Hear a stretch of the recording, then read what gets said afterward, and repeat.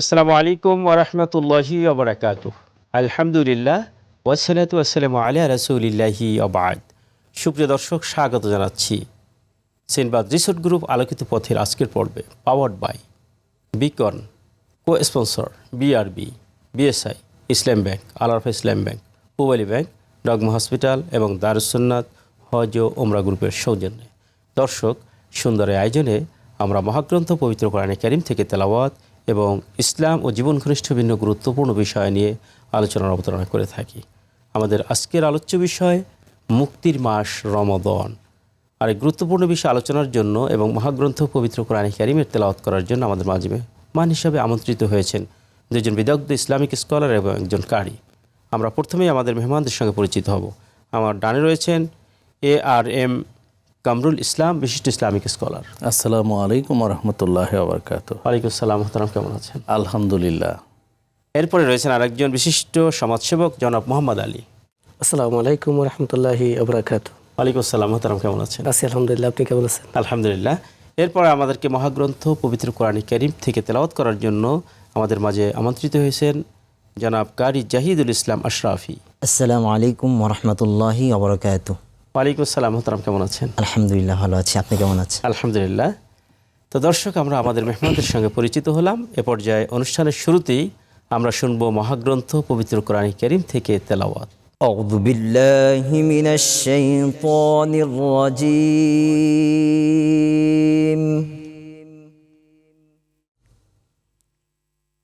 বিসমিল্লাহির রহমানির রহিম।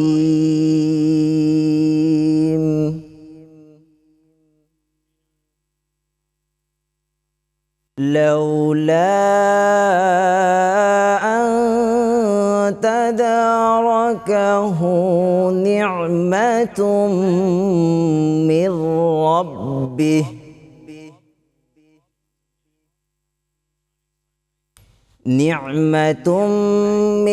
ربه لنبذ بالعراء وهو مذموم.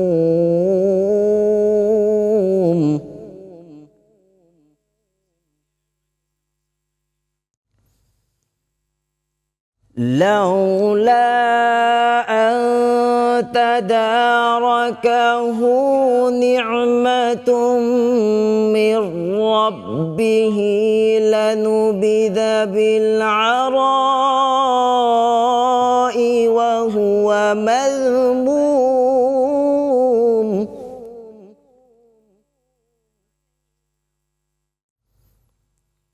فاجتباه ربه فجعله من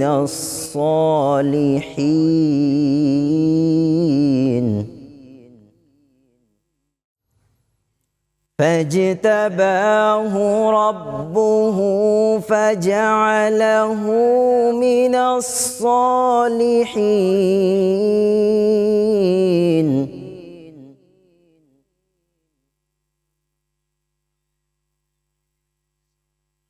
وإن يكاد الذين كفروا ليزلقونك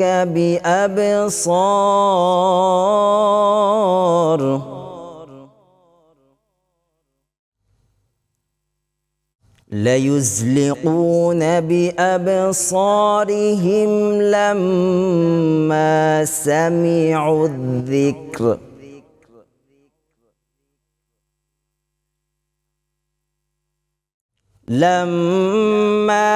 سمعوا الذكر ويقولون إنه لمجنون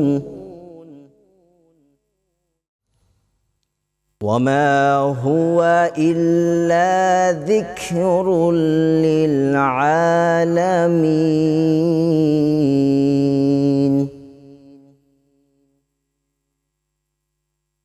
صدق الله العظيم. দর্শক, কারি সাহেবের সুললিত কণ্ঠে মহাগ্রন্থ পবিত্র কোরআনে কারীমের তেলাওয়াত শুনলাম। এ পর্যায়ে আমাদের আজকের আলোচ্য বিষয় বিজয়ের মাস, মুক্তির মাস রমাদান। আর এই গুরুত্বপূর্ণ আলোচনার জন্য আমরা প্রথমেই যাব মোহতারাম ARM কামরুল ইসলাম এর কাছে। এই বিজয়ের মাস, রমজান মাস, এই যে বিজয়টা হয়েছে এই রমজান মাসে, ইসলামের বিভিন্ন যুদ্ধের যে বিজয় রসুল পাক সাল্লাল্লাহু আলাইহি ওয়াসাল্লামের নেতৃত্বে, আমরা সকলেই জানি বিভিন্ন বিষয়ে।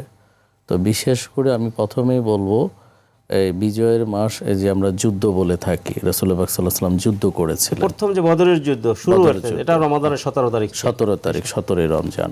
তো আমরা দেখেছি রসুল পাক সাল্লাল্লাহু আলাইহি ওয়াসাল্লাম যেই যুদ্ধগুলো করেছিলেন, প্রতিহত করেছিলেন আত্মরক্ষার জন্য। এই যুদ্ধগুলোতে রাব্বুল আলামিনের সাহায্য পেয়েছেন তিনি বিভিন্নভাবে।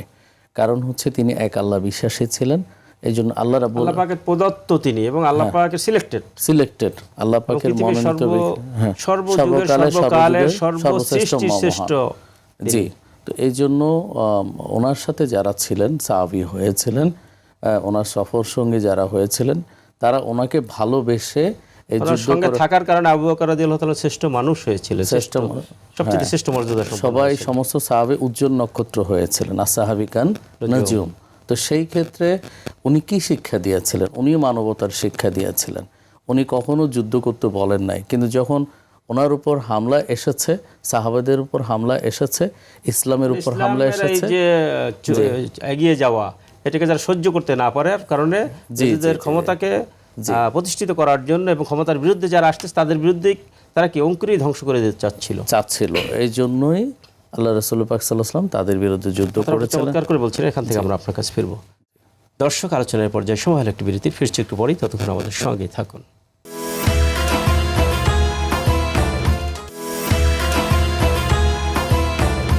দর্শক, বিরতির পর আবারও স্বাগত জানাচ্ছি। আর আপনারা দেখছেন সিনবাদ রিসোর্ট গ্রুপ আলোকিত পথ, powered by Beacon, cosponsor BRB, BSI, Islam bank, Al Islam bank, Pubali bank, ডগমা হসপিটাল এবং দারুস সুন্নাত হজ ও উমরা গ্রুপের সৌজন্যে।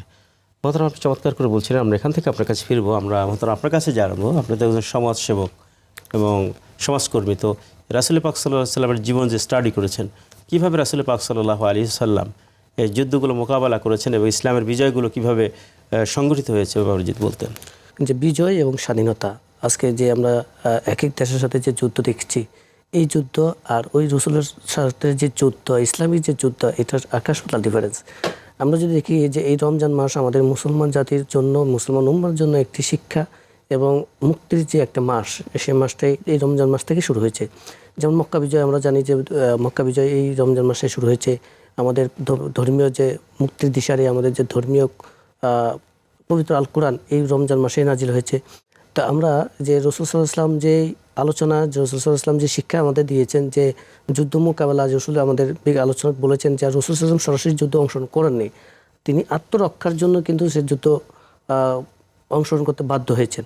তো আমাদের বর্তমান যুগে আমরা দেখেছি যে আমরা যদি রসুলের যে শিক্ষা, রসুলের যে আত্মরক্ষামূলক যে নৈতিক শিক্ষা, ইসলামের যে শিক্ষা, সেই শিক্ষা থেকে কিন্তু আমরা এখনো শিক্ষা গ্রহণ করিনি। মুসলমানদের যে মূল উদ্দেশ্য হওয়া উচিত যে প্রতিটা ইসলামের কাজ করব, দাওয়াতের কাজ করব, একই সঙ্গে ইসলামের সঙ্গে যদি কারো বাধা আসে, আল্লাহর বিধানকে প্রতিষ্ঠা করতে যে, দাওয়াতের কাজকে প্রতিষ্ঠা করতে যে যদি কোনো বাধা আসে, তাহলে আল্লাহ পাকের যে খোদাই ইমানি জজবা, ইমানি শক্তি নিয়ে আমাদেরকে ঝাঁপিয়ে পড়তে হবে, বাতিলের মোকাবেলা করতে হবে। অথচ আজকে দেখা যায় যে সমগ্র পৃথিবীর এক শ্রেণীর শাসকবর্গ তারা এই বাতিলের গোলামি করছে, দাসত্ব করছে, এবং মুসলমানদের বিপক্ষে তারা অবস্থান নিচ্ছে। তারা আপনি চমৎকার করে বলছেন। এখান থেকে আপনার কাছে ফিরবো।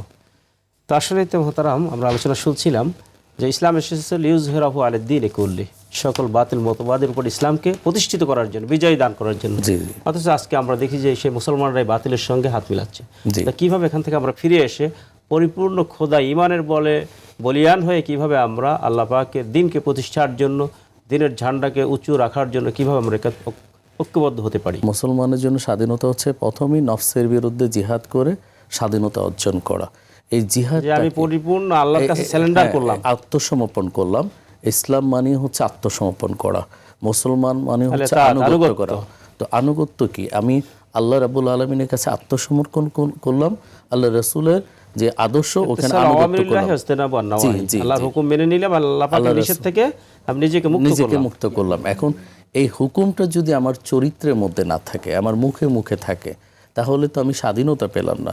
এই হুকুমটা আমার চরিত্রের মধ্যে বাস্তবায়ন করতে হবে। আল্লাহ রাব্বুল আলামিনের যে নির্দেশ, এই নির্দেশটা তো আমি সরাসরি আল্লাহ থেকে পাই নাই, রাসূল পাক সাল্লাল্লাহু আলাইহি ওয়াসাল্লামের মাধ্যমে, পবিত্র কোরআনের মাধ্যমে পেয়েছি। তো এই কোরআনের যেই হুকুম, এই কোরআনের যে নির্দেশনা, সেটা আমার চরিত্রে বাস্তবায়ন করতে হবে। কিভাবে আপনি বাস্তবায়ন করবেন? আজকে আপনি যে কথাটা বলেছেন, কেন মুসলমানের সংখ্যা বৃদ্ধি হওয়ার পরেও আজকে আমাদের এই অবস্থা।